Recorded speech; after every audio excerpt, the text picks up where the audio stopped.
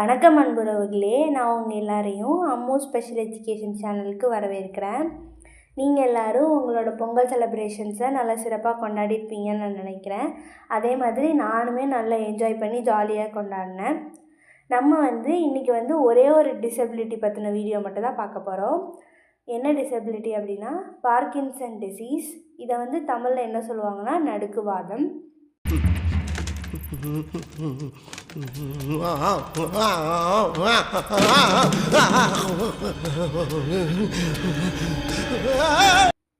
இது ஒரு neurological condition, அதாவது நரம்பில் ஏதாவது பிரச்சனை இருக்கிறது, அதை தான் நியூரலாஜிக்கல் கண்டிஷன் அப்படின்னு சொல்லுவாங்க. அப்புறம் இதுக்கு இன்னொரு பேரும் இருக்குது, ப்ராக்ரெசிவ் டீஜெனரேட்டிவ் மூமெண்ட் டிஸார்டர் அப்படின்னு இவங்க சொல்லுவாங்க. இது எதனால் வருது அப்படின்னா, நம்ம மூளையில் ஒரு சில சிக்னல்ஸ்லாம் இருக்கும். இந்த ஆக்டிவிட்டி செய்கிறதுக்கு இந்த சிக்னல் தான் ரெஸ்பான்சிபிள் அப்படின்லாம் இருக்குது. அதில் டோப்பமைன் அப்படின்ற ஒரு சிக்னல் வீக் ஆகிறதுனால இந்த டிஸார்டர் வரும். இது எதனால் வருது அப்படின்னா, நம்ம ஜெனட்டிக்கில் ஒரு சில ஜீன்ஸ் எல்லாம் இருக்குது இல்லையா, ஜிபிஏ, ஜிஎன்சிஏ, பிங்க்1 அந்த மாதிரி ஜீனில் ஏதாவது ப்ராப்ளம் இருக்குது அப்படின்னா இந்த கண்டிஷன் அக்கறாகிறதுக்கான வாய்ப்புகள் இருக்குது. 40 வயசுக்கு மேலே இருக்கிறவங்க, அப்புறம் ஜென்ஸ், ஸ்மோக்கிங் ஹேபிட் இருக்கிறவங்க, காஃபி அதிகமாக குடிக்கிறவங்க, நல்ல வேகமாக எக்ஸசைஸ் பண்ணுறவங்க, இவங்களுக்கெல்லாம் இந்த டிஸார்டர் வரதுக்கான வாய்ப்புகள் இருக்குது. சிம்டம்ஸ் என்னென்ன அப்படின்னா, கை கால் நடுக்கம் இருக்கும். கை காலை உடனே அசைக்கணும் அப்படின்னா அவங்களால அசைக்க முடியாது.